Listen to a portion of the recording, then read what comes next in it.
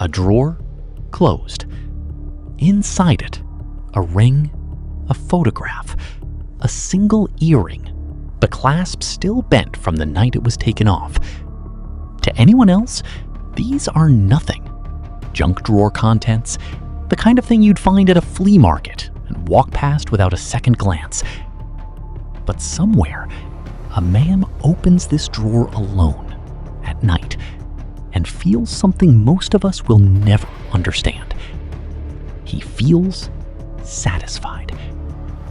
And in that satisfaction is a question detectives, psychologists, and profilers have spent 50 years trying to answer. Why keep it at all? Most people assume killers take trophies as proof, evidence of a kill, the way a hunter mounts an antler on a wall. A trophy to say, this happened, and I did it. That's not quite what's happening. Because proof is for other people. Proof requires an audience. And the drawer stays closed. No one is ever meant to see what's inside it. Not a rival, not a victim's family, not even, in most cases, another living soul. The trophy is not a message sent outward. It's a message sent to no one but himself. Which means the real question isn't why does he need proof? The real question is, what is he still trying to feel? In February 1974, a man in Wichita, Kansas, walked into a house and murdered 4 members of a family. Before he left, he took something small, a piece of jewelry, an item of no monetary value at all. He would keep taking items like it for the next 17 years. The public knew him only as a signature, 3 letters he chose for himself, BTK. Bind, torture, kill. But what investigators eventually found, decades later, inside his own home, was not a shrine of horror. It was mundane. Photographs filed like paperwork. Driver's licenses kept in a drawer alongside utility bills. Items cataloged with the same flat precision a man might use to organize his taxes. That detail is the one that should unsettle you most. Because it means the objects weren't kept in a frenzy of emotion. They were kept the way a collector keeps anything. Carefully, quietly, forever. He wasn't hiding a monster in that drawer. He was filing one. In the language of criminal psychology, there's a quiet but important distinction. The difference between a souvenir and a trophy. A souvenir preserves a memory. A trophy preserves a feeling. One says, this happened. The other says, I can make this happen again, whenever I want, just by touching it. That distinction sounds small. It isn't. Because it means the object isn't really about the past at all. It's a machine for time travel. When the FBI's Behavioral Science Unit began interviewing incarcerated offenders in the 1970s and 80s, they noticed something strange.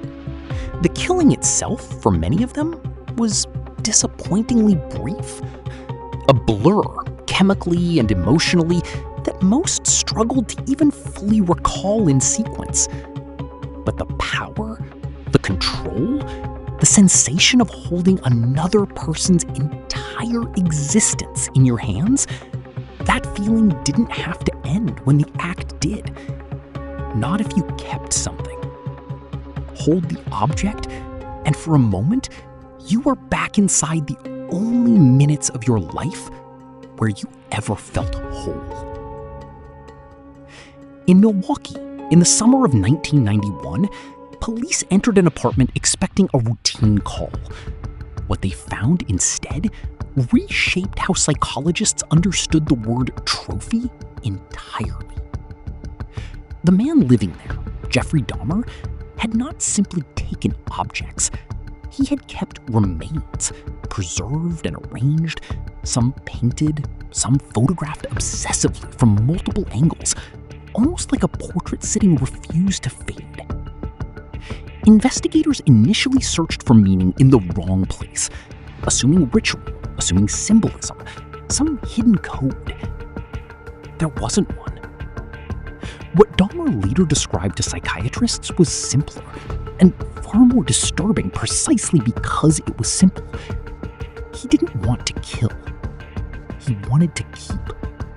The killing was only the tragic, horrifying mechanism that let him stop the person from leaving, permanently arresting a moment of closeness he was incapable of holding on to any other way. The trophies weren't about power at all in his case. They were about loneliness so total that possession became the only language left for connection. This is the part that should sit with you longest. Not every trophy is a flag of conquest.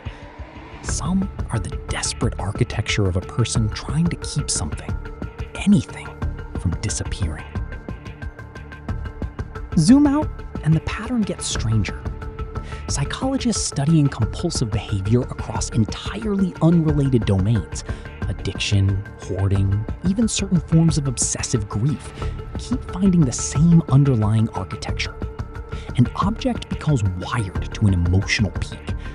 The brain, desperate to recreate that peak, builds a shortcut, touch the object, and the nervous system doesn't remember the feeling. It relives it. This is not unique to killers. It is, in a much smaller and far less horrifying form, the same mechanism behind a man who can't throw away his dead wife's sweater. The same mechanism behind an addict who keeps the spoon, years sober, in a drawer he never opens, but never quite discards either. Which raises an uncomfortable question the data cannot fully answer. Is the trophy the disorder? Or is it simply what the disorder looks like when it has no ceiling left to hit? Not every case fits the quiet collector model. Some are almost the opposite. Edmund Kemper, arrested in California in 1973, was 6'9", articulate, and disarmingly self-aware in later interviews, able to describe his own psychology with a clinical detachment that unsettled even seasoned investigators. He didn't hide his trophies out of shame.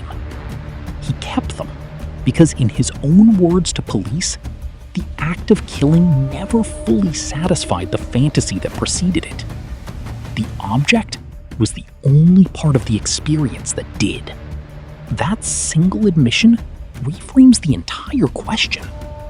The kill is the chase. The trophy is the only part of the hunt that doesn't end. Zoom out further, into territory that stops being about individual pathology and starts becoming about something older. Anthropologists have long noted that trophy taking is not new. It is not even, in the broadest sense, aberrant. Warriors across history have taken scalps, ears, weapons from the fallen. Physical proof of dominance, worn or displayed, meant to transfer the defeated enemy's power into the victor's body. The uncomfortable truth is that the impulse is ancient. What's changed is only the permission. Civilization didn't erase the instinct to mark conquest with an object. It simply criminalized it, and then waited, patiently, generation after generation, to see who would ignore the new rules. Here's the detail almost every one of these cases shares, and the one investigators quietly rely on more than any other. BTK was caught, in the end, not because he killed again, but because he couldn't resist reaching back into his own archive, sending a floppy disk to a local news station, unable to stay silent about a collection he'd spent 30 years building in private. Dahmer was caught because a single man escaped his apartment and flagged down a police car. Kemper turned himself in voluntarily from a payphone, in a confession that came, by his own account, from simple exhaustion. In case after case, the very compulsion that made these men feel powerful enough to kill becomes, eventually, the thing that ends them. A shoebox under a bed, a wall cavity, an archive too sentimental to burn. The drawer that made him feel infinite becomes the drawer that convicts him. there is something close to justice in that. And something close to tragedy in it too, because it means the need was never really about the victim at all.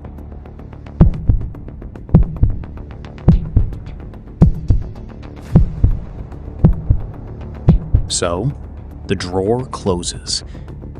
And somewhere, tonight, someone opens one just like it, alone, believing that this time, finally, the feeling will stay. It won't. It never does. That's the part he can never quite accept, and the part we should sit with long after this ends. That the emptiest people are sometimes the ones who take the most. That an object, however sacred to the one who stole it, was never once capable of filling the hole it was taken to fill. The trophy was never really about the person it was taken from.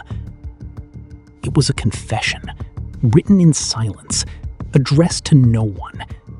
Proof that somewhere inside every collector of the unspeakable is a person still trying and still failing to feel like enough.